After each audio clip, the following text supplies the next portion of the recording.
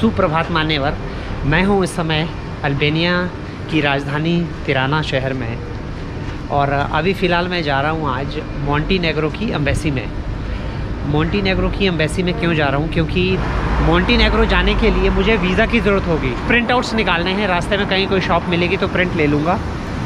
और सबसे अच्छी बात यह है कि मेरे हॉस्टल से जो इसकी दूरी है मोंटेनेग्रो एम्बेसी की, ये सिर्फ़ और सिर्फ है 950 मीटर, यानी इधर ही कहीं पास में है।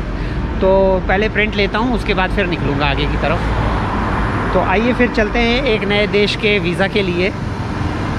आज देखते हैं वीज़ा मिलता है या क्या कंडीशंस हैं, वो सारी वहीं जाके पता चलेगी। देखता हूँ। गूगल बाबा के साथ एक चीज़ अच्छी है कि आपको किसी से पूछने की ज़रूरत नहीं पड़ती। आप अपना गूगल बाबा को बोलो भाई यहाँ जाना है, वो आपको पहुँचा देगा। फ़िलहाल मैं भी यही कर रहा हूँ। 950 मीटर बोल रहा है, लेकिन पहले प्रिंट लेने हैं।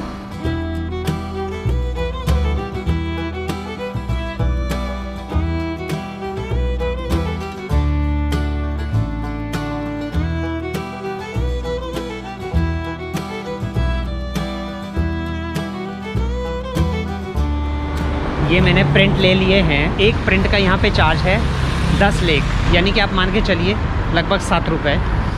अब फ़िलहाल मेरे पास डॉक्यूमेंट सारे रेडी हैं जो मुझे पता है। अगर और कोई डॉक्यूमेंट होंगे तो एम्बेसी जाके पता चल ही जाएगा। ये है जी तिराना शहर की एक आम गली, और मुझे पता नहीं क्यों लग रहा है अगर मैं गूगल नहीं भी देखूंगा तब भी मुझे वो बिल्डिंग दिख गई है जहाँ पे वो एम्बेसी है। चलो देखता हूँ।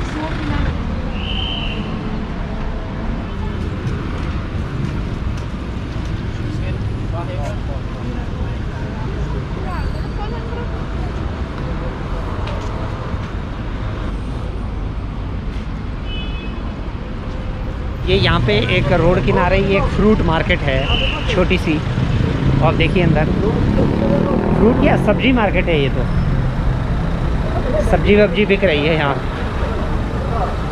और मेरा सफ़र रह गया जी एम्बेसी तक पहुँचने के लिए 6 मिनट का। वो जो बड़ी सी बिल्डिंग दिखाई दे रही है उसके पास में है एम्बेसी।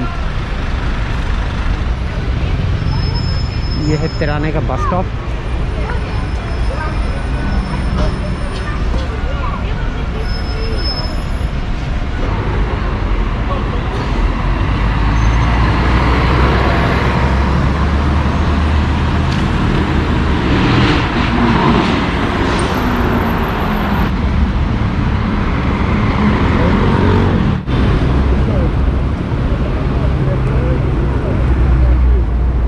कितनी लंबी बस है भाई।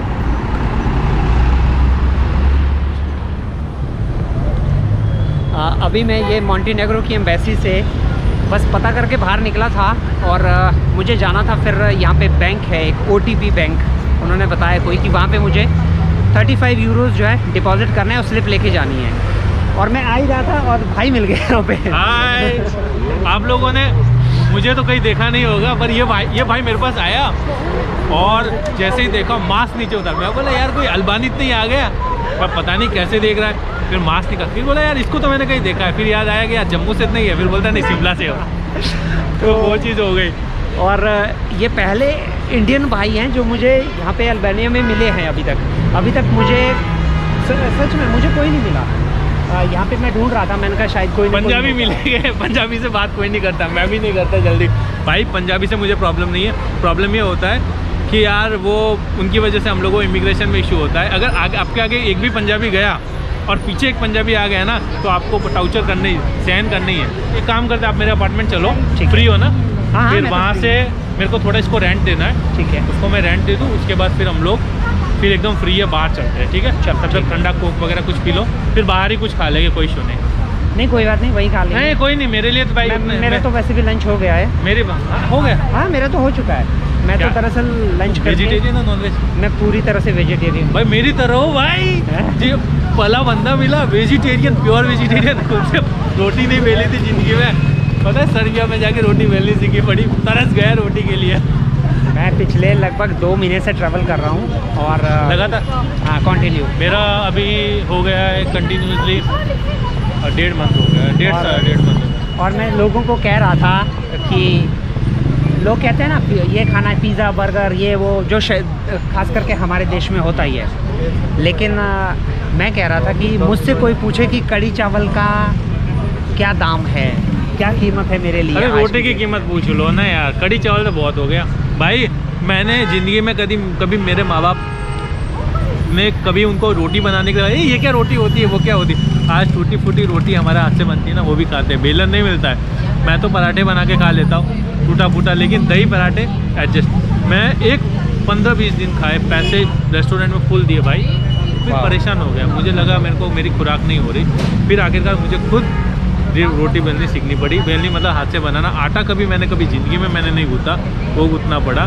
पर ट्रैवलर की लाइफ ही ऐसी है, पैसा है आपके पास तो भी आप कुछ नहीं उखाड़ पाओगे।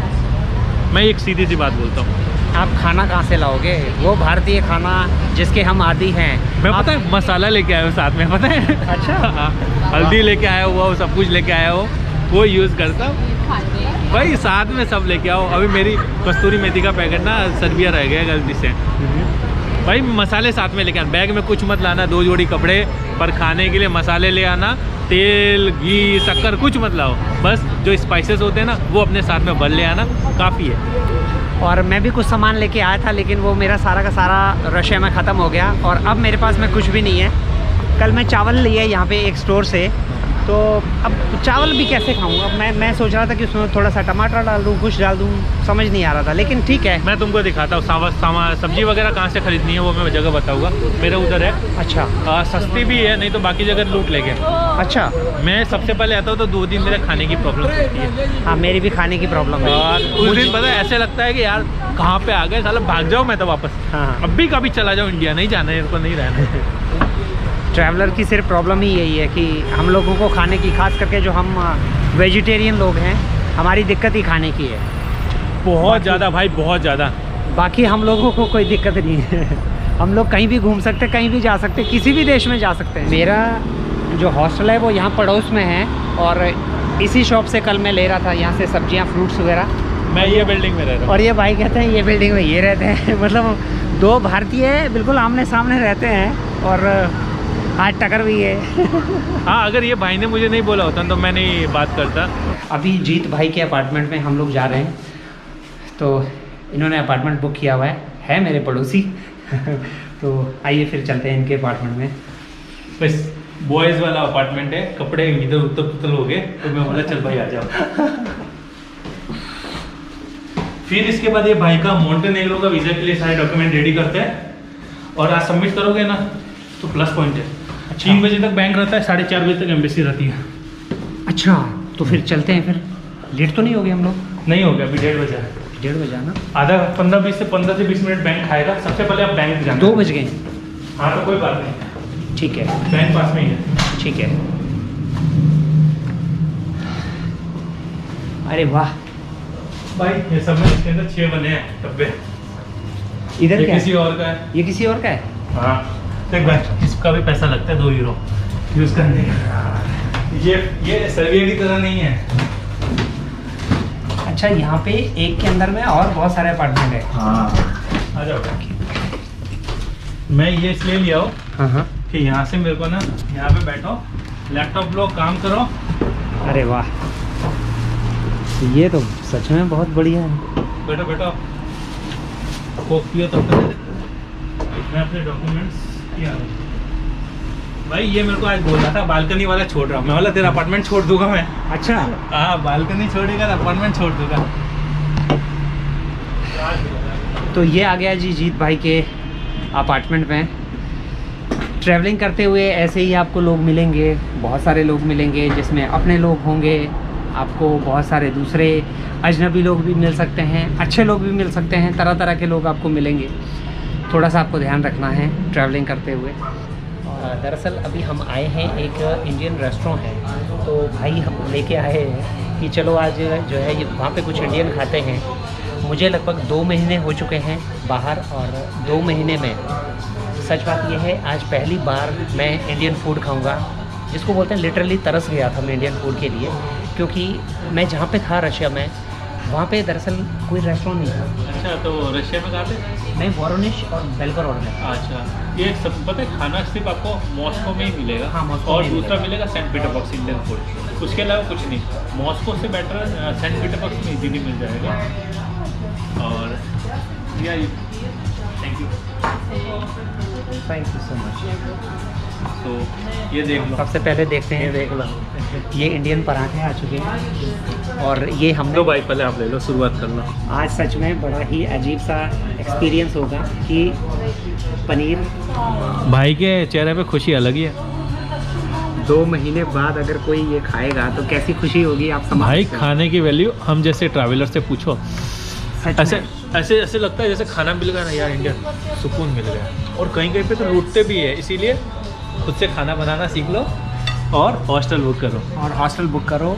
सच बात यह है, भारतीय खाना की अगर इज्जत करनी है तो किसी एक ट्रैवलर से आप पूछिएगा कि वो किस तरह से ट्रैवल भाई करता घर पे है। रोटी ना टेढ़ी मेढ़ी बनती, मैं नखरे करता था। आज रोटी बेलना सीख गया, बेलना मतलब बनाना सीख गया, बेलना तो आता भी नहीं है। ये एक सच बात है कि एक नॉर्मल भारतीय के लिए हो सकता है नॉर्मल चीज़ हो कि अरे यार खाना, इसमें क्या नई बात है।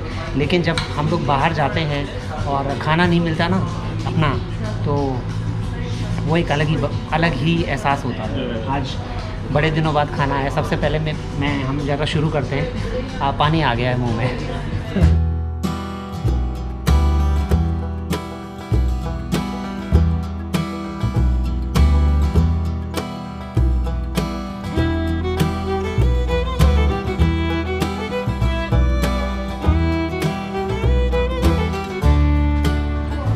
आज जो पेट पूजा है वो सच में बड़ी ज़बरदस्त हुई। सॉलिड भाई की, मतलब मैं जब आया ना सर्बिया से यहाँ पे, तो हाँ। मैंने वही बनाया अपने वीडियो में कि भाई सच में खाना खा के आज इधर मजा आया बहुत दिनों बाद। 28 दिन सर्बिया में 2 महीने बाद खाना खाया और इसका नाम है इंडियन फ्यूजन।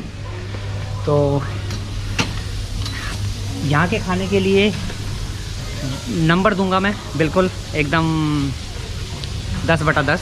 अच्छा, 10 में से 10 पता क्यों दे रहा हूँ? हाँ। क्योंकि मुझे 2 महीने हो गए खाना नहीं मिला था। भाई मेरे को भी नहीं मिला, मैं खुद बना लेता था। बट ये है, देखो यहाँ पे आप स्टोर में जाओ। हाँ। और मेरे लिए सीन क्या होगा सर्बिया में, अब यार आटा ढूंढना।